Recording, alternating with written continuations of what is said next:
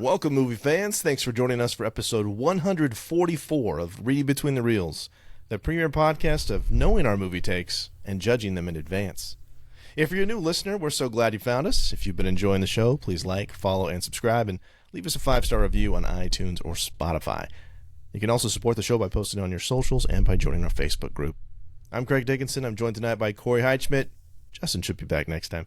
What's up, Corey? How's it going? I am doing fantastic, Craig. I'm here. It's Wednesday. There's 20 days of school left. Yeah. I'm so ready. We're almost done. It's so good. Corey, what have you been watching when you're not working and with the middle schoolers? Finished up season 1 of Daredevil. Oh, okay. Wrapped up pretty good. Made me go, okay, I definitely got to go to season 2. So getting ready to start that. I am on episode 7 of The Boys, season 5. Okay, a little behind this me. season. This season has definitely taken a. Ooh, this is dark. This is. Yeah. Ooh, man, it's very uncomfortable. It's very. It's very sadistic. I mean, it's bad. Yeah. But I will tell you this: there's a lot of there's some truth in there to where you look and they're definitely trying to paint different perspectives on things, but you kind of look and you go, "Wow, I see where that side is actually that side, and that side is But it's, ooh man, it's dark. But I think there's one more episode. They're not afraid to kill off people this season, so Nope. There's some good stuff. So Yeah. that's where I'm at. And then my wife and I are kind of trying to decide what new show to watch now or show to revisit for a little bit of time. Yeah. We're in that bubble. And I think, Craig, I'm going to point this out because I'm going to see. Sometimes we have too many options of things to watch because Netflix, Prime, Paramount, Peacock, Hulu, HBO. We have all these things. And I'm sitting there going, like, honestly, there's times where I'm just scrolling through. I know. Like, okay, I like that series. Click it, to add it to my list, add it to my queue. My queue is too long, but I don't ever really feel the moment to start that one. I'm like, oh, yeah, I need to watch that again. Oh, Seinfeld. Yeah, I'll put that back in there. Oh, yeah. And so then you're like, oh, Battlestar Galactica just came out on Paramount again. It just got added again. And I'm like, ooh, let's do that. But then, so there's too many options for us. Yeah. And that's the problem. When we were kids, we had 3 channels. And what was on was what was on. Yeah. What was on was what was on. And I think sometimes having too much is a bad thing. Yeah. All right. I don't know what you think. I'm going to give you a suggestion because I've been begging you to watch this for years. And it's on Disney Plus. I'm not watching Blade Runner. No, it's not Blade Runner. Oh. No, it's not Blade Runner. Although we're going to touch on Justin, we're definitely going to talk about Blade Runner tonight, though. Alias. Oh, I do. Yep. I do need to watch that. I think Janice started that once and never finished it. It's 5 seasons, like 105 episodes. It's a cliffhanger like every week for the first 3 seasons. If the pilot doesn't catch you, and it is one of the all-time great pilots, we actually did this on the show. It's like an hour and a half for the first one. It was like a 2-hour on TV. Watch the pilot. Just go through the pilot. If the pilot doesn't grab you, then you're not going to like it. But I think it will. So that's my suggestion for you. I'll give it a shot. Yeah. It's J.J. Abrams. Back when you heard J.J. Abrams, that meant it was good automatically. Yep. No, not so much. So he's that's all right. my 2 cents. Well, I'm kind of doing a similar thing. I absolutely have those things too, where I go through my queues and I'm like, what do I really need to watch? There's way too many options. But I finished, so I'm caught up on all my Apple stuff. So I watched a couple of movies. The last time I rewatched Patriot Games for the first time in forever. Ooh, which is a good flick. It's like 92, so it's a little dated. But you got really young Sean Bean in that, which is kind of fun. And I forgot Samuel L. Jackson was in that movie, like really briefly. Get James Earl Jones. I always love it when we got James Earl Jones and Harrison Ford in a scene together. I'm like, please tell me they talked about Star Wars. I really hope they do. I mean, Harrison Ford maybe not because he's just like that. But it's Darth Vader and Han Solo in the same scene. Yeah. So I rewatched that, and then I finally got started with Mad Men, which I bought a while back but hadn't started it yet. So, have you seen Mad Men, Corey? I have not. I know Justin's watched it. In my queue. Yeah, so it's from I think 2007, so it's been out for a while, but it's set in 1960 is the first season, so it's intentionally dated. Yes. And I've been able to stay pretty spoiler free. Really good performances. John Hamm's the lead in that, and It's immersive. It's really good. It's not as intense as like some of these other shows. Like it's not Breaking Bad, but I can easily watch. I can watch 2 or 3 episodes pretty easily. The characterizations are really, really good. The writing's really strong. So yeah, that's what I've been watching. Okay. Yeah. So speaking of Blade Runner, which is futuristic, which was written, it was based on a novel, Do Androids Dream of Electric Sheep by Philip K. Dick. Our movie tonight is based on a short story, a novella by Philip K. Dick called The Minority Report. So we're talking about Minority Report from 2002. Corey, what are your overall thoughts on Minority Report? Tommy Cruise is fantastic. Okay, let me just tell you that. I love Tommy Cruise. He used to be crazy, and I think I used to not like him. Yeah. But now he's like Tom Brady. I can't help but look and say the guy is just the GOAT. He is just great. Hat. Yeah. You just can't. I mean, what are you going to do? Deny the numbers? So I think this is a thinking man's action movie. Like this movie, Craig, I feel like there are several categories in here that normally we talk about. I feel like there's a few categories we could also have a discussion on in this movie, like the laws behind pre-crime.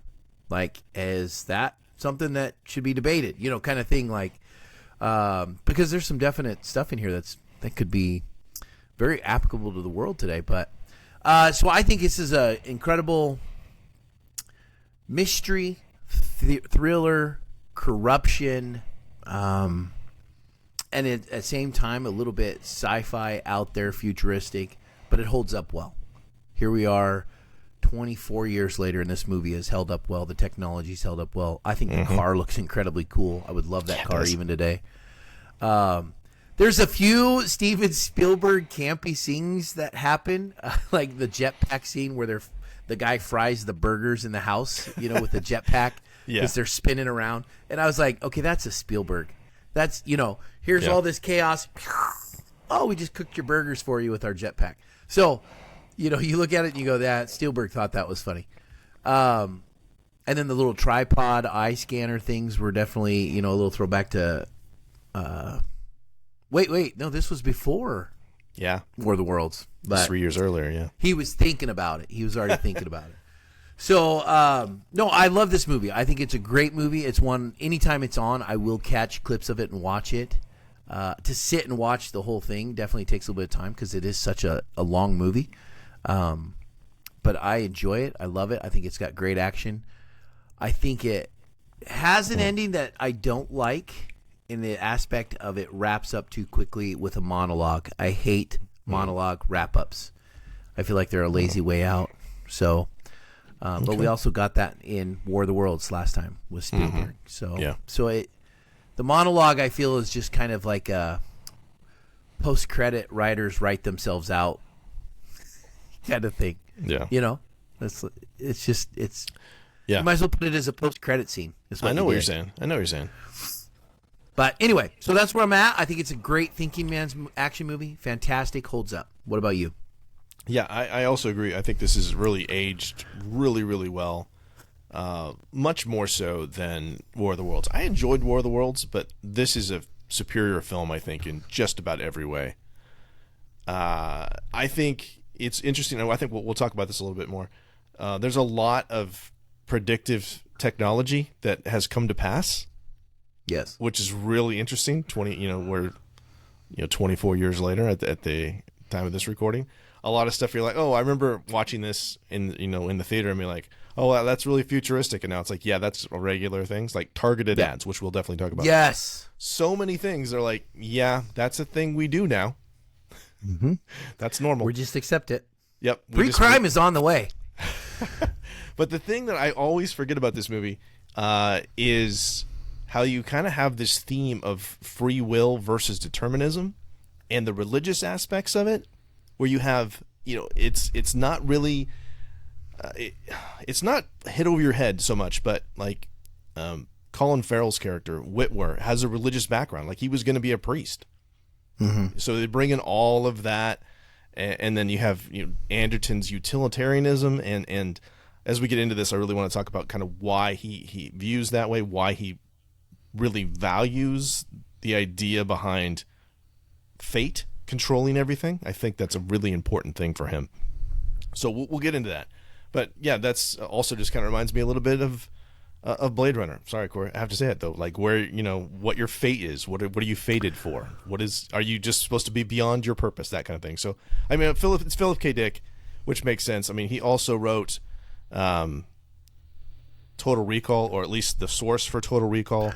And so it's interesting when to watch. Like I would at some point kind of want to watch those 3 movies consecutively, and just to kind of see, like, again, because I know just. I haven't watched Blade Runner in a while, and I haven't seen Total Recall in a really long time. But I can just think back of like, okay, this feels like it really could be part of the same extended universe in a lot of ways. Oh, absolutely. I'm going to tell you right now, one of my notes in here is that the cityscape and everything, when we finally start talking about like world building, I have in here, it's Total Recall's world. Yeah. The buildings, the city, the how crowded it is, everything it feels like this could just be a different avenue. Yeah. on the same world at the same time. You got Total Recall taking place on this block, and you got Pre-Crime taking place over on this block. So, I mean, it's the same world. So you could tell there's definitely some influence there. Yeah, but that's fun.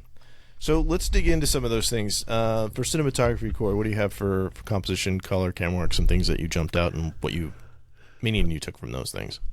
Well, I mean, it's very Spielberg feeling. There's a lot of sweeping cameras that we get in some of these shots, and that's kind of a Steven Spielberg thing you're going to get in any of these views.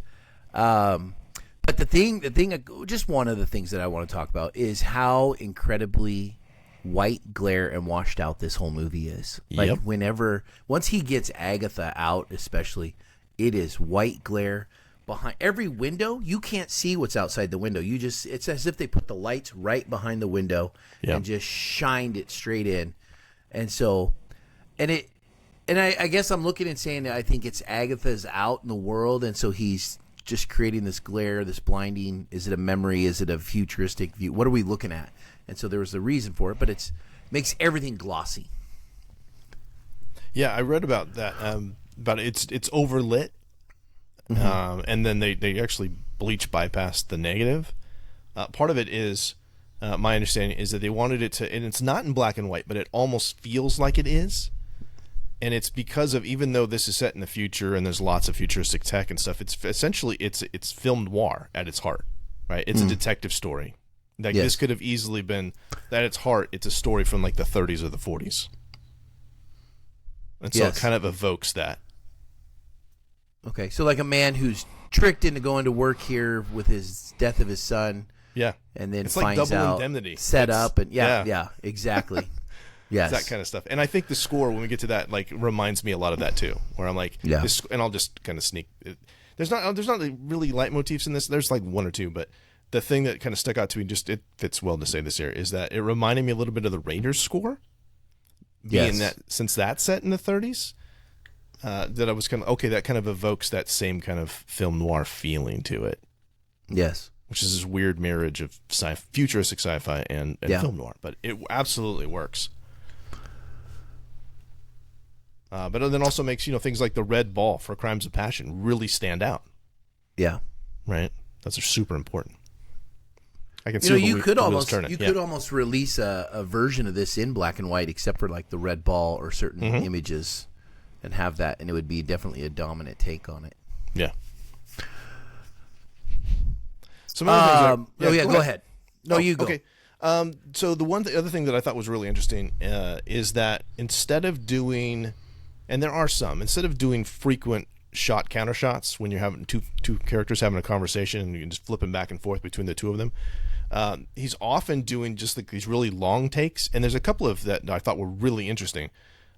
There's one when the first time where Anderton and when Whitmer comes in for the first time, and they're talking about, it's the conversation about the precog seeing what you intend to do versus what you will do. Anderson says they don't see what you intend to do, they see what you will do. It's that one where he catches the ball. You have Anderton's in profile on the left, like just that's all you see is from the side, and then you have Fletch, his head is right in the center, and Whitfer's in profile right, and that's a long conversation where they're just talking about the two sides of the argument, right? The predetermination versus free will. And so you get, instead of, it's very much hammering home that there are two distinct sides for this. And it's like, does Fletch kind of fit in the middle of that? It's also at the back of his head, which is really interesting. You also see this with later on in the film where Whitwer is confronting Burgess about the need to bring Anderton in. And again, same kind of deal, where we're on opposite sides, and they're having this full conversation. And instead of doing the traditional thing like we see is focus on this guy's face who's talking, and then focus on this guy's face who's talking, it's just in profile. So, some interesting techniques to drive those home. I never pay attention to those things. I'm trying to, but it's just lost on me when I'm watching. But again, I'm focused on the story, and I'm focused on all of those things that I... How many times did you watch it to catch those things? Well, I mean, some of this I caught like in research that was something to be looking for. Okay. So I only watched this the one time, but I paused it a lot. Okay. And rewound. Yeah. So it's like, that's another thing. Like the foreground obstruction. Now that Justin said that, I'm always looking for it. Like that is going to be the hallmark of Spielberg. And the one that and there might be others, but the one that I really thought was interesting in this one is early in the film, like the first guy they go after, Marks, you see through the bars of the merry-go-round spinning, you see Anderton, and it seemed to me that the point of that is he's trying to see, he can't quite tell which house he's supposed to go into, and they have that whole conversation, was the door open, all that stuff, and so we can't quite see him in the same way, or the house either, which I thought was kind of brilliant. Yeah. Did you ever notice that like the clips where they're seeing the vision and they're playing the vision, it's almost as if there's a couple frames missing, and it makes it kind of gitchy, like to where it just it skips a little bit. Yeah. I don't know how to describe it, but it definitely has that hallucination type feel. Yeah. And so, yeah, like, and it's, so when you watch that, you can always tell when you're looking at a vision, when you're looking at it not, but it's one of those things where I look at it and I go, wait, so you're, like you said with the ball, the rolling off and what they were going to do versus what they did do or would have done. Yeah. Like it really catches me, like the big discussion. My wife and I ended up pausing it. Like, can you really arrest somebody for something that you thought they were going to? I mean, Isn't there something to be said about the very last minute making that choice to say, I mean, he proved he can do it. Yep. Like you can choose something different at that moment. It still happened, but it happened differently. And so I don't know. We kind of went rounds on it about the validity of that type of thinking. Yeah. But he was dead set sold on it. Like when he explained it, he was absolutely 100% bought in when he was, going to arrest people. And then when it's his turn, it's very different. A film like this with such deep themes, I feel like I'm always going to be just bringing in stuff from the different aspects we do. I don't want to wait. So I have tons of quotes because I think this is a super quotable movie. Yes. But I think the most apt quote for that is where Hinneman says, the doctor, she says, the precogs are never wrong, but occasionally they do disagree. Which that's both, so they're wrong sometimes. So they're right? wrong. So no, they're not wrong. She's like, no, they see it differently. But we interpret it, right? Or I should say the pre-crime guys, the officers interpret what they think it is. And so they're so it's not first hand, right? It's second or third hand that they're making these determinations on. And only one of them is really the strongest, and the other two are kind of weaker precogs. So, I mean, the whole thing is flawed, but we've built our entire city around this. So good. And we have stopped murders. Absolutely. Has not been one. Yeah. However, people are scared. They don't want to do it, which that's not bad. A couple of Dutch angles in this, too. That's the last couple of things I had. Just, there is a part where Anderton says, Whitwer's getting the tour again, which is a great thing. Because you have to have him as the stand-in for the audience so they can explain the process to us, and it's not clunky exposition. Brilliant use of exposition in a natural way. Anderton says, it's better if you don't think of them as human at one point, and it's a full Dutch angle. Like, that's not the right way to be approaching this. And then, of course, you also have it in the amazing... This movie takes a left turn when he goes to Dr. Solomon Eddy's apartment to get his eyes replaced. There's quite a bit of Dutch angle in that, too, because that is a wacky situation. Oh, my gosh. That whole scene is disgusting. The fridge is disgusting. It's so nasty. The eyeballs. Oh my gosh! Could you have not have emptied your fridge before you told the guy? You know what it made me think was that it was all the same stuff that was in there that someone he'd done this. This is the same place he does. Yeah, that's does just like last week's version. Yeah, that's last week. Just Gross. saying. That's where he got the eyeballs from last week. Yeah, exactly. Those were Mr. Yamamoto's. I didn't think about that, but you're probably right. That's what I thought, because I thought, why does he just have a pair of eyes? Yeah. Well, they're in the freezer. Yeah. Anything else you want to talk about with visuals before we move on to sound? Just two things. I think the cityscape is absolutely incredible. Very futuristic looking. It's how you picture, just very crowded. You feel almost like an oppressive feel, which you should feel if you're going to live in this much of a dystopian future. And then the other part, I'm going to say that the jetpack scene where they fight and they first try and arrest Anderton with Neil McDonough, and he's like, that little standoff between him and Tom Cruise, where Neil McDonough's like, okay, I'm taking you down, and Fletcher's thinking this, and he's like, I'm going to run. You don't run. They always run. They're having this little banter, and then this scene just goes up into the sky, Yeah, and I think it's just an incredible scene. I loved it. I thought it was great. That whole part with the jetpack was fantastic. It's a little hokey jetpack. I think they would do it better today with CGI. Yeah, but some wire work there and stuff. Yeah, but still, I think it's an incredible escape into it and a different view of it. So I loved it. Thought it was a great spot. Cool. So I do love the sound of the jetpack. So I'll transition that way. And that sonic weapon in the car factory is pretty great. Yes. But I was thinking. I'm thinking of the kind of the inevitability rather of the rolling murder balls, like that sound. Yes. Which all of that is really interesting too, because it's like all of this is super futuristic with the holograms and all of this, the glass and the chrome, and then it's like we have this, wooden ball that we etch. Yeah. Which is bizarre. It's a great dichotomy there, so that's fun. For sound, did you think that the whole the jetpack scene, it sounded very Indiana Jones music motif that was going on? Like, you listen to the music in the background in that whole jetpack thing, and I'm going to tell you, you could show someone who has no idea what movie it is, they're going to say that's a Steven Spielberg movie. They're going to know it's either I know it's John Williams, but I'm going to be like, it's either an Indiana Jones sound or it's an E.T. sound. I mean, John Williams is so recognizable, but John Williams for Steven Spielberg has a very different sound than John Williams for other stuff. Yeah. I mean, it has a distinct Spielberg sound. Yeah, I think what's interesting about this score, and I'll get to the second part in a minute, is that there's a lot of classical, that's what I'll get to in a minute, a lot of classical music that's put in here diegetically. But a lot of this, the score, it's good, but it's kind of just melts into the background. And this is what I was talking about. Like, it's kind of hard to, it's not hummable at all. It's just that kind of that film noir stuff. John Williams said he was inspired by Bernard Herrmann, who wrote a lot of stuff for Hitchcock as well. But there is one track, Everybody Runs is the name of the track, and then it's also Anderton's Great Escape. It's essentially, it's the same leitmotif. That's the vertical car chase is the Everybody Runs track, and then Anderton's Great Escape is the thing in the alley with the jetpacks and whatnot. Super rhythmic, really kinetic, and it's got this like rapid repeating strings. I looked this up, ostinatos. So I'm not a music guy, but it's got ostinatos, which drives it. And that that might be what you're talking about. It feels like, that's John Williams. That's an action scene for John Williams. It's moving things along. It's his sound. Yeah.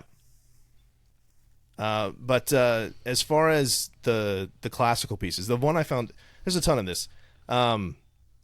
There is when they turn on the hologram at the beginning. They do this twice, actually. They're like, all right, we're going to go scrub the footage, and this is for the first, at the very beginning, we're going to go find this guy. The song that's playing is Franz Schubert's Symphony No. 8, which is it's called the Unfinished Symphony, which is interesting because it's an incomplete future, right? It's fragmented visions. So it's like if you know what the song is, and I only know now because I looked it up, like it's hitting you over the head with they're working with incomplete information. Okay. The music is telling us that.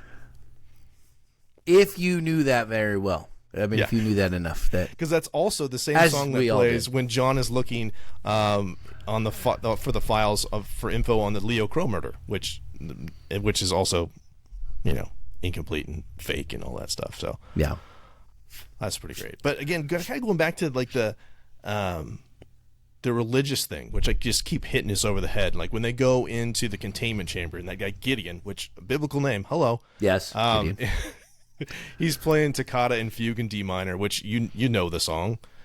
It's very obviously a song we've heard before, very gothic organ piece. He also later time when we go back, he's playing Jesu, Joy of Man's Desiring. I mean, it's like, yes, this is kind of like he's my flock, and there's all this religious terminology and religious music, and just kind of hammering home this dichotomy between science and religion. It's just really smart and philosophical, just kind of rammed into this sci-fi movie. Just Gideon, the name on it, because I had looked this up earlier and I had to look it up just to double check. That name meant cut off in the original Hebrew, like to hew down, cut off. Okay. And it was a prominent judge in the Book of Judges, and so I felt like when they did that, that's an intentional name because all those prisoners are cut off. They're all descended down into the thing, and it just matches. I think it fits that whole feel of who he is. So it was good. Yeah, that's a good poll. I didn't look that up. That's awesome. Let's see, what else did I have for that one? Just I really like the pre-crime propaganda video at the beginning, which is again another way to kind of slide in that exposition, and then. We talked about this before, like the whole variety of targeted ads that keep coming at us. Which, yes. I mean, they're not quite doing that, but like if you've scrolled through your social media, like they're first not calling off, you out by name necessarily. Two things that are a little scary about this. I have heard from technology stuff that face recognition software nowadays is incredibly powerful. Yeah. And that more than it would be scary how real it could work. Like you're walking somewhere and beep, it pulls the faces, right? I get that because I can see that in my phone where like I go to take a picture of something and it picks a face up. You can get it to do that. So that part kind of makes me go, those targeted ad things could be something that would happen. You go walking into, JCPenney's, bing, here's an ad. Hey, just a coupon. I know you're here, And so, I mean, in a sense, we're getting there. We're heading to that. That felt really real to me. That did not feel like science fiction at all. That's just an extension. It's like it might already be available. They just haven't rolled it out yet. Or told us. I'm going to tell you, I open up McDonald's app, and when I hit pick up because I'm going to order a McDonald's somewhere, and it shows the globe, and then it zooms into where I'm at and says, here's the 5 McDonald's that are around you. Which one are you going to? Yeah. We're there. We just aren't scanning the eyeball yet. They're scanning my phone. Nice. All right. Anything else with sound before we skip down to performance? Good. Okay. So, solid movie. I don't know if anybody stands out as being better than anybody else, but Spielberg's an amazing director, so he's going to pull great performances out of everybody. But I'm singing just like lines of dialogue. We've already referenced a couple of lines of dialogue, but Corey, did you have some words of wisdom or something that you pulled out of this? I'm sure I do. There's so many good things. There are so many good things in this. Yeah. I'm going to go with, first off, I got to go with a little wise quote. I love wisdom in movies. Dr. Iris Heinemann, okay, she's talking to him, and she says, sometimes in order to see the light, you have to risk the dark. And absolutely cherish that comment because I feel like sometimes you can think you get on this mountaintop idea where I just have to be away from everything, but you kind of withdraw. That's not real. You have to risk the dark to see and appreciate the light.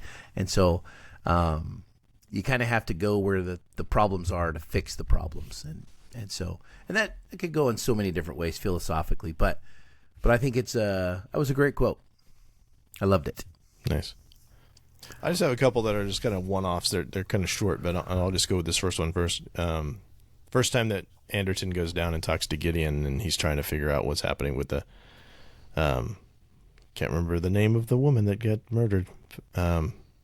Ultimately, it's her mom. Gideon says, "Careful, Chief. Dig up the past. All you get is dirty." Yes, all you get is dirty. Yeah. That guy is great. That's Gideon. Yeah. He's a great actor. That guy shows up in some weird parts too. Yeah, that's what, Tim Blake Nelson. Yeah, Tim Blake Nelson. Yeah. Okay, this one I'm going to tell you. Tom Cruise talking at the very end to Lamar, and this one is an incredible logic argument where he says, "You see the dilemma, don't you? If you don't kill me, precogs were wrong. Pre-crime is over. If you do kill me, you go away. But it proves the system works. The precogs were right. So what are you going to do now? What's it worth? One more murder? You'll rot in hell with a halo, but people will still believe in pre-crime." Like, that whole speech he gives is just powerful. There's a lot to unpack in that whole thing. Yeah. But when you go and you give this speech and he does it in such a great way, and it's just a crescendo of all of the climax of everything, and you're just getting this, okay, we're faced with a choice. Now, he's already screwed because Tom Cruise's wife knew at that moment that he killed M. Light. So no matter what, he's out. And then the people had just saw what happened on the video. So it's like no matter what, he's out. However, Tom Cruise had a great point. It's like your legacy is tarnished no matter what you do. But you can still prove it's right. Yeah. You could save it, but you have to sacrifice yourself. Anyway. Yeah. Anne Lively is the woman's name I couldn't remember. Yes, Anne Lively. Agatha's mom. Okay. Another one I have. This is from an earlier scene, but it's also, this is Lamar. This is Max von Sydow's character. And he says to Anderton, "My father once said to me, you don't choose the things you believe in, they choose you." And the more I looked at this movie, and I'll talk more about this when we get down to world building and stuff, Anderton has to believe, I think I might have mentioned this earlier, he has to believe in pre-crime. He has to believe in fate because of what happened with his son. He has to believe on some level that there was nothing he could have done. Yes. Because the alternative is just unacceptable. Yeah. And even though he's still punishing himself for it, but he still has to believe that there is fate, running this thing. Gosh. There has to be at some point. You can't do this and not believe in some part of fate. That's the whole point. And I think his wife points that out. Yeah. That's the only thing that would drive him to murder. That's the only thing. You knew that, and you... Brilliant twist, though. My goodness. He went there to stop it from happening to others. And yeah. Oh, man. It's a heavy movie, but it's so good. It is. So I'm looking farther down on performance stuff. The scrubbing the image with specific hand motions, which, again, was really radical at the time. Of course, we see this very famously in Iron Man. But, like, anybody that's ever done anything with VR, we're doing this already. Yes. And this was so radical and so cool looking and so brand new. Like, wow, we're doing it now. Yeah. I think we're kind of close to this where, the scene that stands out to me when you talk about the VR part is the one guy when they open the door and he's sitting there and he's got a crowd around him and they're like, "You're the man." "No, you are. You're good. You're good." Yeah. "No, you're great." Like, he just wanted the affirmations. That's it. And so his VR was an escape. And the other guy, "I want to kill my boss. I can't kill him, but I just want to kill him in a VR scene because then it's my escapism." Yeah, which is funny because they put him in those big old pods. It's like, no, we got a headset. We'll just put a headset on you. Just put a little headset on him. That's all it needs. That's all we need. We're way past that now. Yeah, it's much better. Yeah. You can get gloves for the pre-crime computer. I'll put that under costumes and stuff. And you mentioned in your one quote, you mentioned that with the halo on, which, again, there's more religious aspects there on the pre-murderers. I thought was really interesting too. The pre-crime jumpsuits contrasted. Whitwer he's tie and suspenders. Like, he's very old-fashioned and very formal, which again shows that contrast between that kind of religious. It's not strictly religious, but you can see if we're separating, secular and non-secular. Like, that's pretty clear there too. Yeah, especially because the gift they give him is an old Civil War gun, which dates him even further back. Oh yeah, to Burgess. Yeah. Yes, to Burgess. So I feel like that even dates things even further, from Burgess to Anderton to one quote I got to add in here that I absolutely love because I thought it was so funny is when he's talking to the guy who's going to hack Agatha's mind, and he says, "I'm sorry for whatever I'm going to do, and I swear I didn't do any of the stuff I did." Like, it's Great almost line. like I got to do a confession. I am sorry for what I'm going to do, and I swear I didn't do what I already did. So I think that's a great catch. So it was a good. I mean, there's not a lot of moments in this movie where you get humor like that. Yeah. And the way you get it is to get the people that are a little bit further down into the world of it. So that's it. I mean, where else? That. Where else did you get a laugh? Where else did you get a chuckle? I don't know. I mean, the eye guy, maybe. You get a couple he's chuckles just so in there. over the top and whatever. But yeah, that Other than one that section is pretty gives you a little break. I guess a little bit when he goes to the doctor goes to Heinemann's house. There's a little bit there.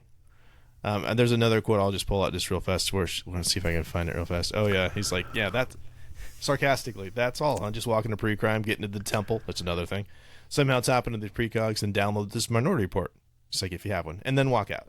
Actually, I think you have to run out. But yes, that's what you'd have to do. Yeah. See, that's Very the only dry, other part where you get but these it's a little chuckles. bit of levity. Yeah. Yes. There's not much in there. Nice little break from that. Moving on to setting design, you mentioned the skyline. Like this was filmed in Washington D.C. and in Virginia, so you see some real world locations. Like the Ronald Reagan Building is the pre-crime headquarters.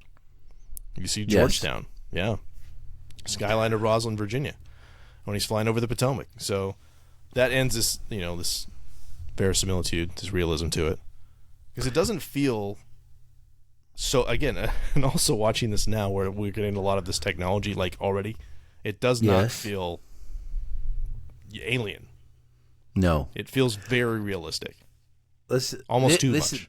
2002, they were using glass for like discs and scanning things up onto computers. It's gesture-based control on computers and devices and things, where he's got the stuff on his hands and he's maneuvering things. There was a point, I think, where we were doing that kind of stuff, but I think, like the Kinect was stuff after that. Like, I mean, but I think we've kind of moved away from that a little bit, like gesture-based. But I think you look at the setting and design that they set up, the gesture-based computers, the retina scanning, targeted ads, self-driving cars. Oh my gosh, we're already there on self-driving cars. We have that. I have my brother-in-law has a Tesla, and he self-drove his car to the beach 4 hours away, all the way there and all the way back on self-drive. And it's like, are you kidding me? This is where we're at? I can't trust that. I can't trust a car to do this. No. But at the same time, I mean, it was very cool. So it's all ahead of its time, I think, back then.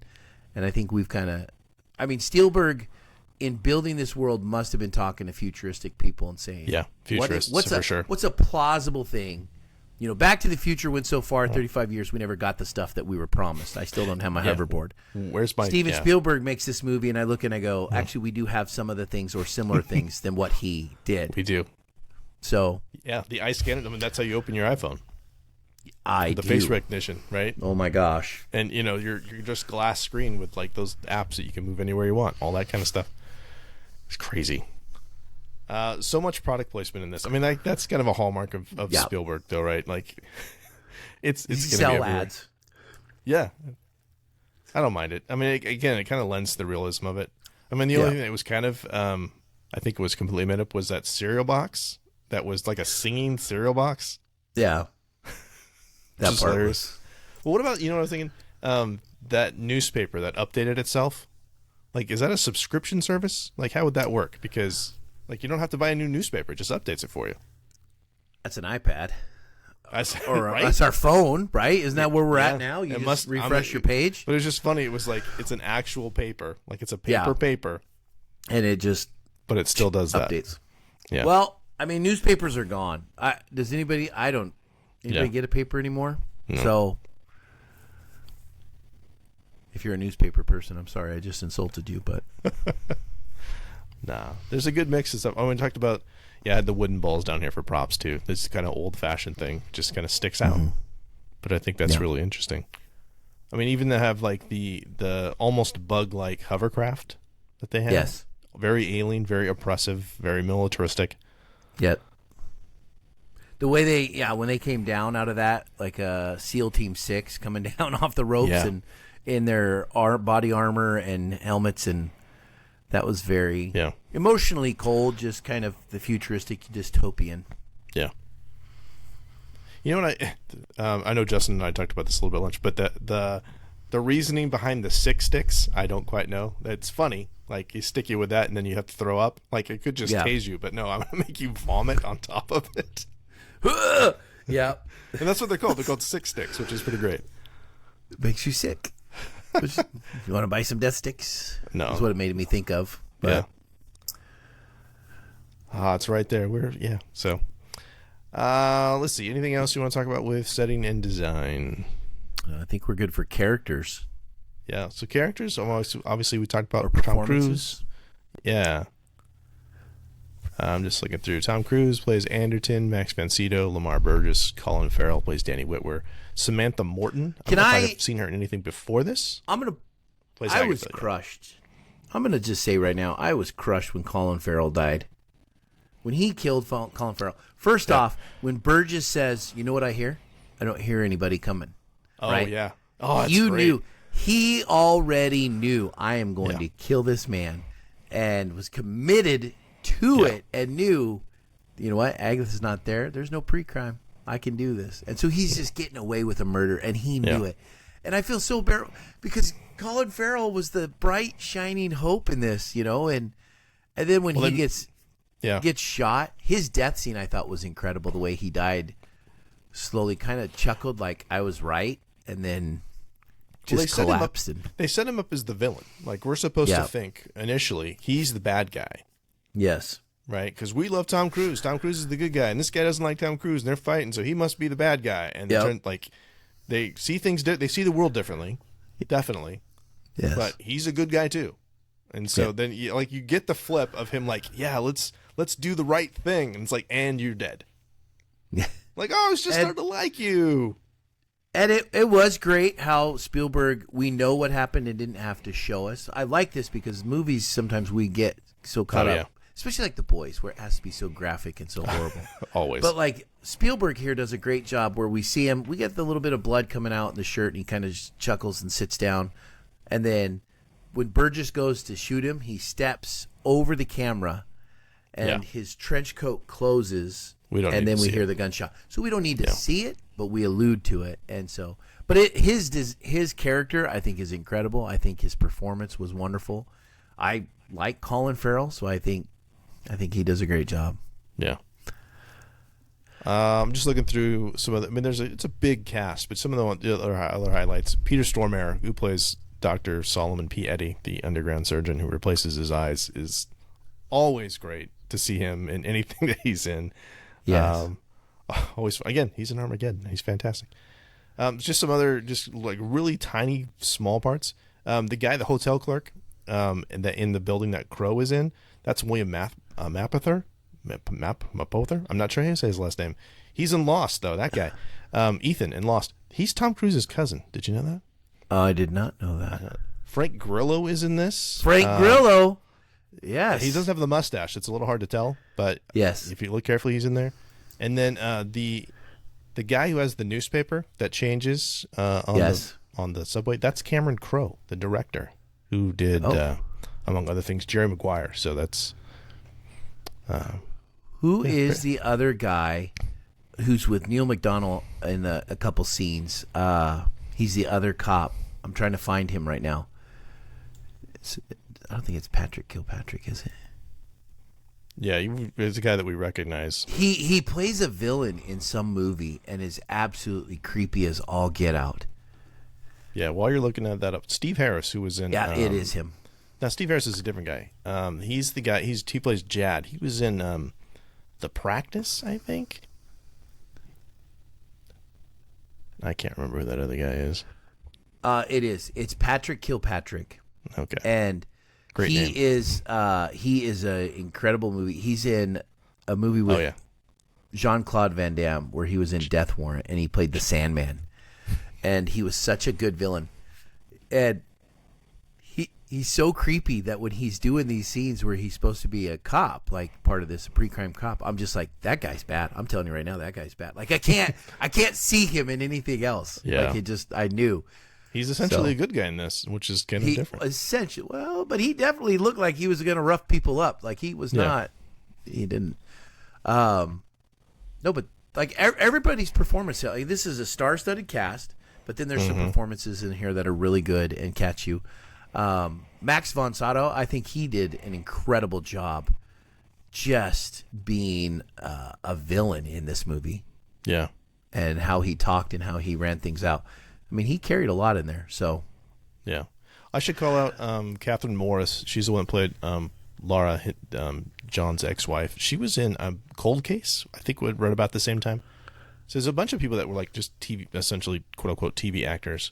But she's really good in this, too. She's very sympathetic. I really like that one speech. She's talking to Colin Farrell and talking about why they got divorced.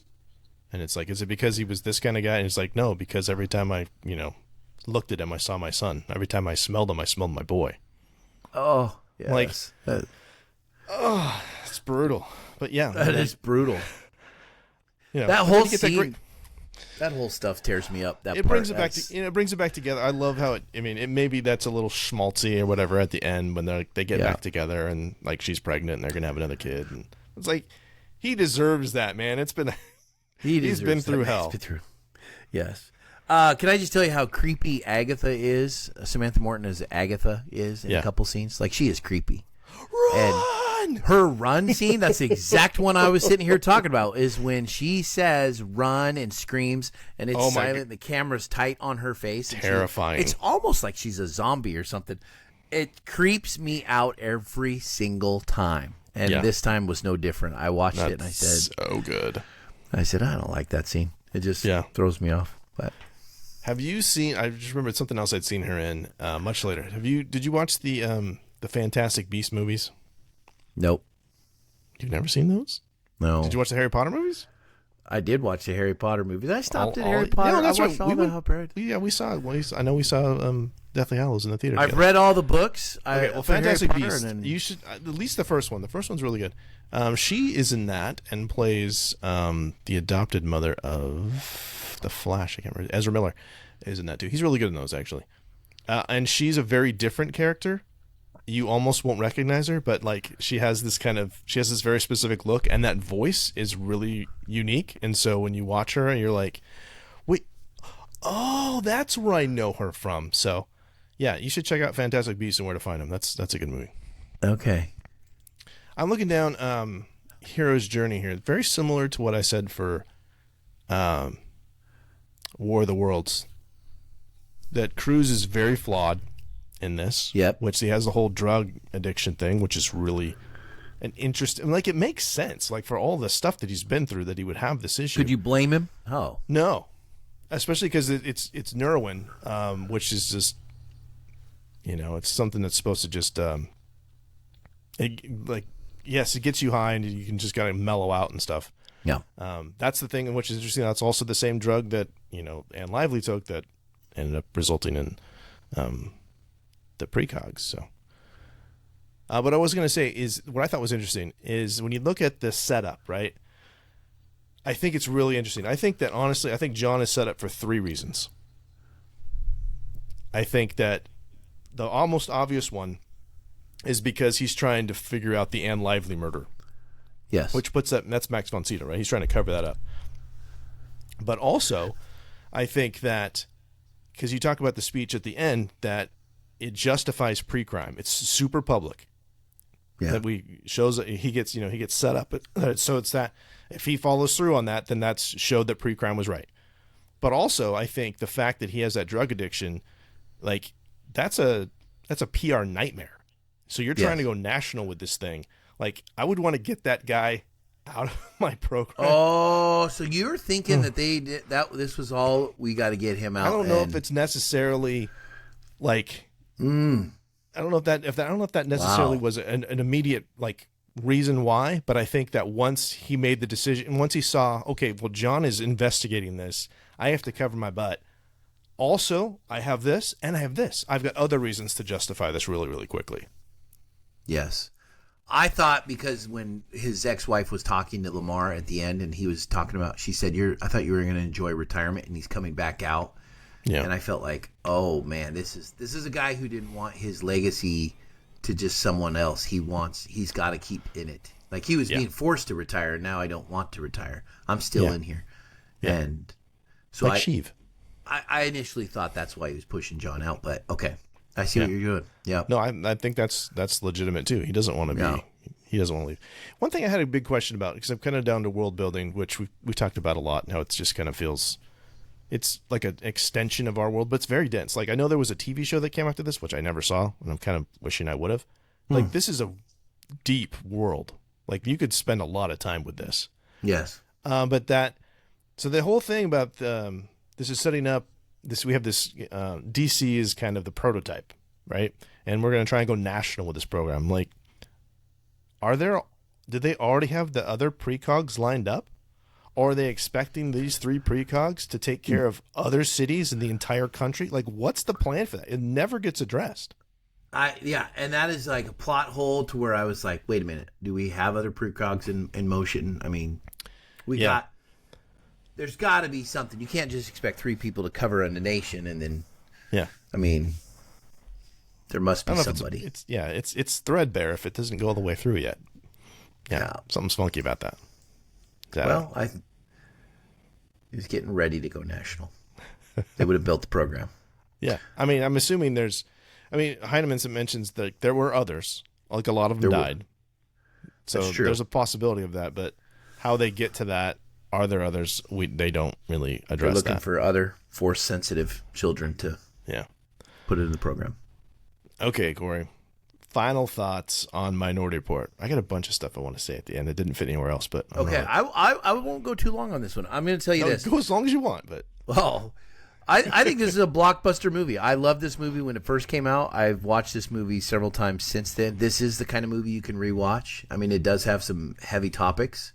It does have some great discussions. If you can find someone that wants to talk about the discussion, finer points of the implications of pre-crime and pre-thought and all this, and predestination versus free will. I mean, there's some incredible stuff here to talk about.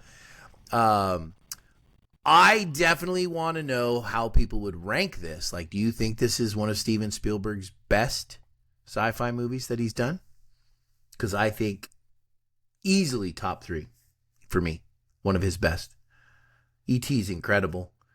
But this movie is incredible. This is a great movie with some great aspects, some great predictions that have turned out true, great world building, incredible performances, with some stories that, other than the precog going national and where we're getting more precogs, I mean, this is a movie that is very tight as far as plot holes and plot mistakes. So I like it. I enjoy it. I'll watch it again.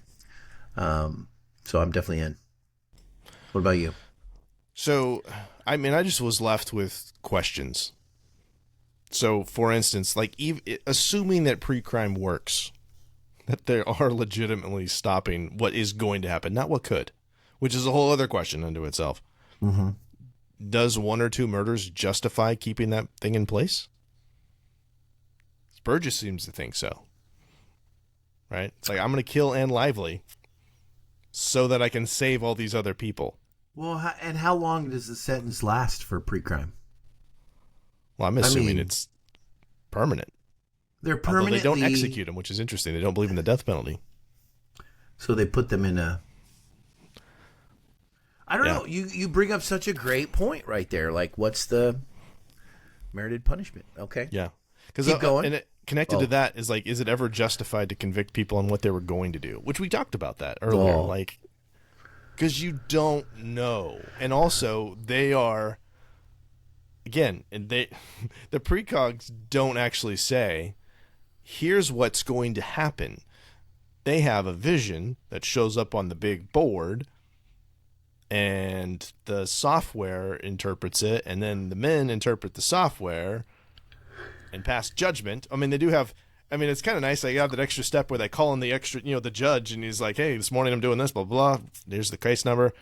Do you agree? Yep, here's the, let's go do this. But you don't even know which house it's going to be. Yeah. So, well, Craig, just because you prevented it from happening doesn't change the fact it was going to happen. Right? I love that question so much. Because you caught the ball before it hit the ground.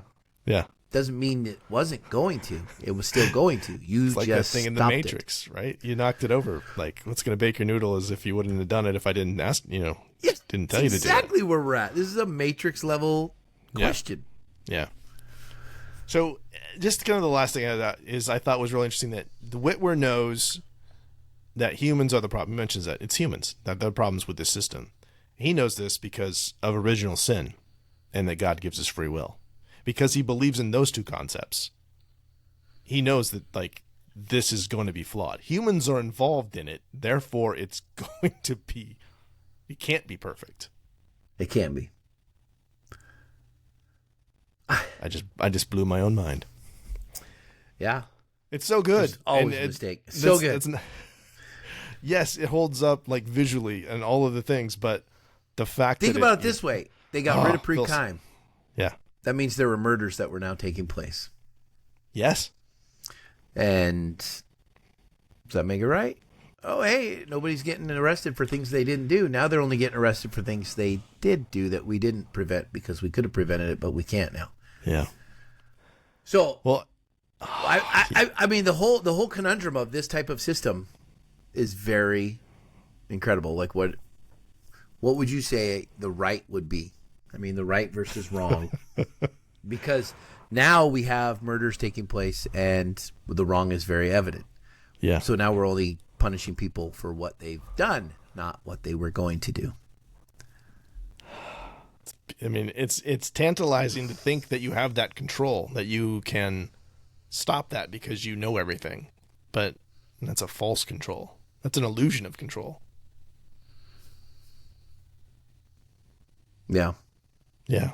The people in this area are very accepting of all of the personal infringements that were taking place. I think the little spider drones that they threw in the apartments are a great example of that. Yes. Because the two people who are fighting, the couple that's fighting and arguing, literally stop mid-argument, get their eyes scanned, and then go right back to fighting and arguing again. There's a lot of no stuff that stops in the hesitation. middle. They just accept it.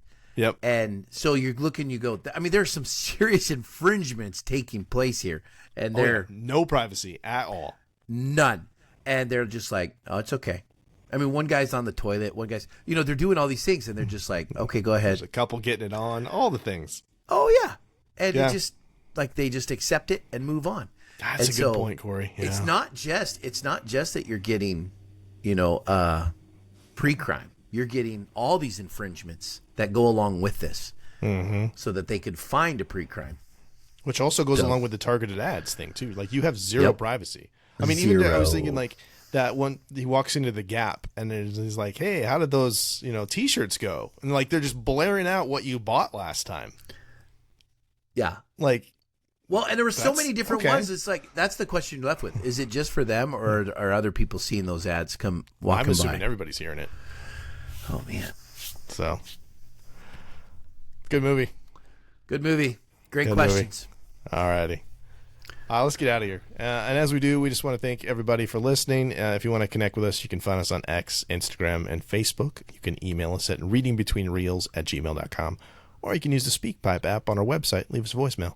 If you enjoyed the show, please like, follow, subscribe, and be sure to leave us a 5-star review on iTunes or Spotify. And one last thing, our next episode will be another sci-fi movie, this time a review of AI. So send us an email or voicemail about your favorite moments from AI, and we will share it on the next episode.